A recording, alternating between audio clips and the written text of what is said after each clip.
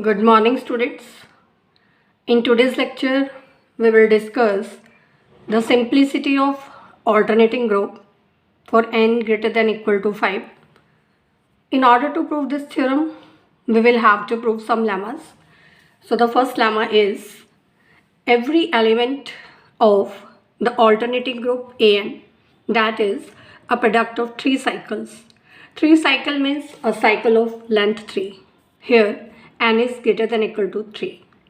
Now, in order to prove this lemma, let us consider an arbitrary element belonging to the alternating group an. We have to prove that this element is the product of 3 cycles. Now, because X belongs to the alternating group, which is the group consisting of even permutations. Now X is even permutation. So by definition of even permutation, X can be written as the product of even number of transpositions. So let us take M transpositions. First transposition is A1, B1. Second transposition consisting of elements A2, B2 and so on. The last transposition we have taken consisting of elements AM and BM. Here M is even. So X is the product of even number of transpositions. Now if we take any two arbitrary elements A and B from the set having the elements 2, 3, 4 up to n, and then by taking these two elements, if we make a transposition, you can see that this transposition consisting of elements A and B, that can be written as the product of 3 transpositions in this way. You can see if we find the product of the 3 transpositions, first transposition is 1B, second is 1A, third is 1B. Now here you can see that in this transposition, the image of 1 is B and the image of B is 1. In the second transposition, 1 goes to A and A goes to 1. In the third transposition, 1 goes to B and B goes to 1. If we find their product, you can see here 1 goes to B, then here B goes to B, then here B goes to 1. So finally 1 goes to 1. In this transposition, the element A that goes to A, here A goes to 1 and then 1 goes to B. So finally A goes to B. Here B goes to 1, then 1 goes to A and here A goes to A. So finally we can say B goes to A. Now because 1 remains unchanged, so we get the cycle consisting of elements A and B. Thus we have seen that the transposition AB, that is the product of these 3 transpositions. So by using this observation, we can write this element X as the product of the transpositions in this form. So first transposition will be consisting of elements 1 and C1. Second, we have taken 1 and C2. Third transposition consisting of elements 1 and C3. In this way, the last transposition will be consisting of the elements 1 and C2L. Here, because the number of transpositions was even, so we have taken the last element as C2L.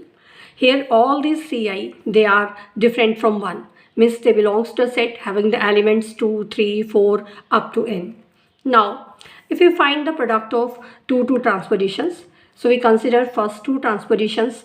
The first transposition consisting of elements 1 and C1 and second consisting of elements 1 and C2. Here, in the first transposition, 1 goes to C1 and C1 goes to 1. In the second, 1 goes to C2 and C2 goes to 1. If you find their product, you can see 1 goes to C2, then in here C2 goes to C2. So finally 1 goes to C2. Here C1 goes to C1 and here C1 goes to 1. So finally C1 goes to 1. Here C2 goes to 1, then here 1 goes to C1. So finally C2 goes to C1. So finally we have obtained a cycle. 1 goes to C2, C2 goes to C1, C1 goes to 1. So we have obtained a cycle consisting of the 3 elements 1, C2 and C1. So the product of these 2 transpositions, that is a cycle of length 3. In the same way, you can find the product of these 2 transpositions, consisting of elements 1 and C3, the first transposition. Second transposition consisting of elements 1 and C4. If you find the product of these 2 transpositions, in the same way, you will get a cycle of length 3 having the elements 1, C4 and C3. Continuing this process, the product of last 2 transpositions, that are consisting of the elements 1 and C12 minus 1. Second transposition consisting of elements 1 and C12. The product of these two transpositions, that is also a cycle of length 3, having the elements 1, C12 and C12 minus 1. So we can say that X can be written as the product of 3 cycles. This was the first lemma. Now the second lemma is, if H is any normal subgroup of alternating group An and it contains a cycle of length 3, then H will be same as the alternating group An. Here n is greater than equal to 5. Now in order to prove this, because H is normal subgroup of An and it is given that it contains a cycle of length 3.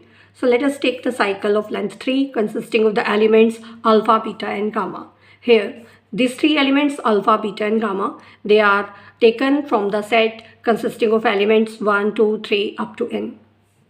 Now because we have to prove that H is same as the alternating group An, because H is normal subgroup of An, so H is already contained in An, it remains to prove that the alternating group An, that is contained in H. Now because in the first lemma we have proved that the alternating group An, that is generated by 3 cycles. So in order to prove that An is contained in H, it is sufficient to prove that every cycle of length 3 that belongs to H. So let us take a cycle of length 3. We have taken the cycle consisting of elements A, B and C. This is any cycle of length 3. We will prove that this cycle consisting of the elements A, B and C that belongs to H. Now let us take a permutation theta belonging to the symmetric group Sn such that the image of A under theta, that is alpha, image of B under theta, that is beta, and the image of C is gamma. From here the inverse image of alpha under theta, that will be A, theta inverse beta, that will be B, theta inverse gamma from here, that will be C. Now because theta is a permutation that can be even or odd, so there are 2 possibilities. So if we consider the first possibility, suppose theta is even permutation. If theta is even permutation, it means theta belongs to the alternating group An. Now because theta belongs to An and this cycle consisting of elements alpha, beta and gamma, that belongs to H, and because H is normal subgroup of An, so by definition of normal subgroup, the inverse of the element taken from group, then the element taken from subgroup, and then the same element theta, their product, that will belong to H. Now if we find this product of these 3 elements, now theta inverse, that in theta inverse alpha goes to A, beta goes to B, gamma goes to C. The second cycle is consisting of elements alpha, beta, gamma. Here image of alpha, that is beta, beta goes to gamma, gamma goes to alpha. The value of theta, under theta A goes to alpha, B goes to beta and C goes to gamma. Now if we find the product of these 3 cycles, here A goes to alpha, then alpha goes to beta, here beta goes to B. So finally A goes to B, B goes to beta, then beta goes to gamma and gamma goes to C. So finally B goes to C. Here C goes to gamma, then gamma goes to alpha and here alpha goes to A. So finally C goes to A. So we get the cycle A goes to B, B goes to C and C goes to A. So the cycle becomes ABC consisting of the elements A, B and C. So because the product of these 3 elements that was belonging to H, and now this product is same as the cycle consisting of elements A, B and C. So we can say that this cycle of length 3 that belongs to H. So in the first case we have proved that every cycle of length 3 that belongs to H. Now we consider the second case. In the second case, because theta is odd permutation, let us take 2 elements U and V from the set consisting of elements 1, 2, 3 up to n, such that these 2 elements are different from the 3 elements alpha, beta and gamma. Now because theta is odd permutation and also this transposition consisting of elements U and V, that is also odd permutation, odd into odd, that is even permutation. So this permutation is even. Let us denote this permutation by theta 1. Now because theta 1 is even permutation, so this belongs to the alternating group An. H is normal subgroup of An, and this cycle consisting of elements alpha, beta and gamma, this is an element of H, and H is normal subgroup of An. So by the definition of normal subgroup, the product of theta 1 inverse, this cycle, and theta 1, that will belong to H. Now substituting the value of theta 1 from here, theta 1 inverse will become theta inverse into the inverse of the cycle consisting of elements UV. This cycle is alpha, beta, gamma. The value of theta 1, that is the product of these two cycles. Now this product belongs to H. Now because these two cycles, these are disjoint, and disjoint cycles commutes with each other, so we can interchange them. So this product belongs to H. Now the inverse of this cycle multiplied with the cycle itself, that gives identity. So we can say theta inverse into the cycle consisting of elements alpha, beta, gamma and theta, this product belongs to H. Now in the first case, we already obtained this product, which was same as the cycle consisting of elements A, B and C. So from here we can say that the cycle consisting of elements A, B and C, that belongs to H. So in this case also we have proved that every cycle of length 3 belongs to H. So we have proved that the alternating group An, that is contained in H. Hence we can say that H is same as the alternating group An. Now next we will do third lemma, which will be used in the theorem.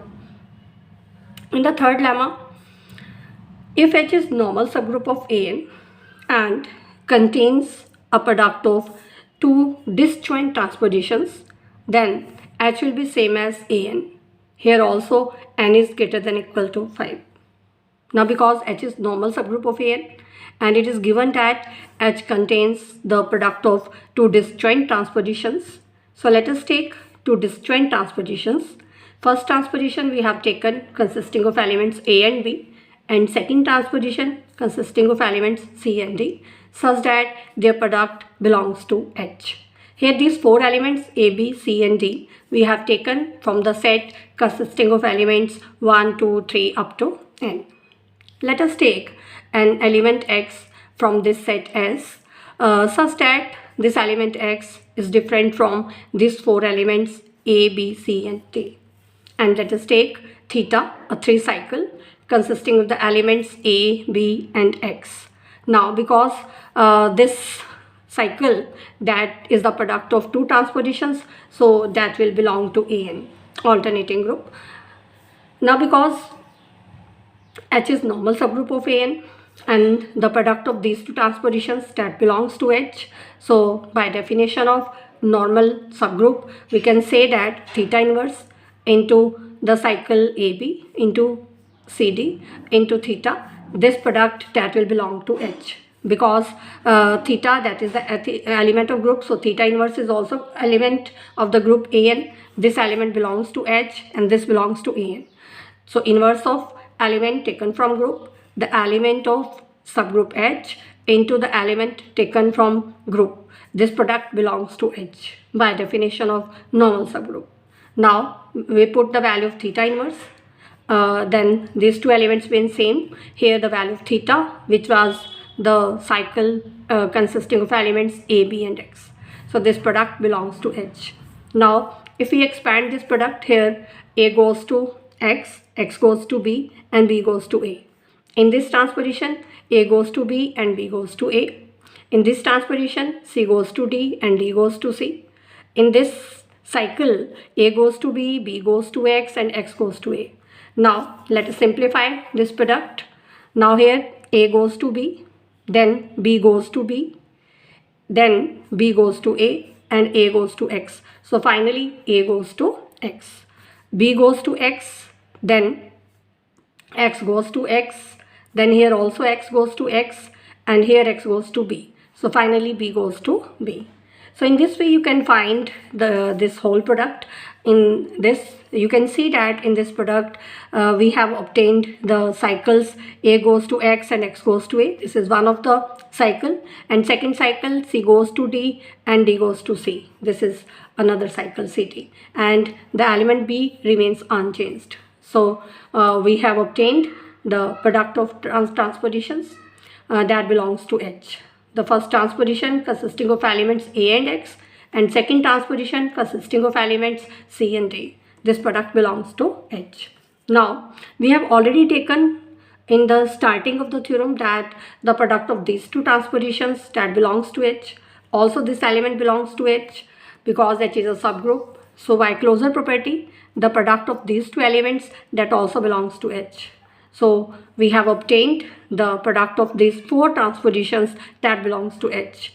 Now, because the disjoint cycles commutes with each other, and these two cycles, they are disjoint, so they will commute with each other, so we can interchange them here. So we get the product of the transpositions AX, transposition consisting of elements AB, and transposition consisting of elements CD, again the transposition consisting of elements C and D. So this whole product belongs to H. Now you can find the product of these two transpositions. Now here C goes to D and D goes to C. Here also C goes to D and D goes to C. If we find the product, C goes to D, then D goes to C. So finally C goes to C. Here D goes to C, then C goes to D. So finally D goes to D. So we can see that image of C is same as C, image of D is same as D. So this becomes identity permutation. Now this have become identity, and so this multiplied with identity, that will be the same element. So we get the product of transpositions consisting of elements AX and AB that belongs to H. If we expand this, this can be written as image of A is X and the image of X is A. Here image of A is B and the image of B is A. This belongs to H. Now if we find this product, we can write, because A goes to B, B goes to X and X goes to A. We have obtained after finding the product of those two transpositions.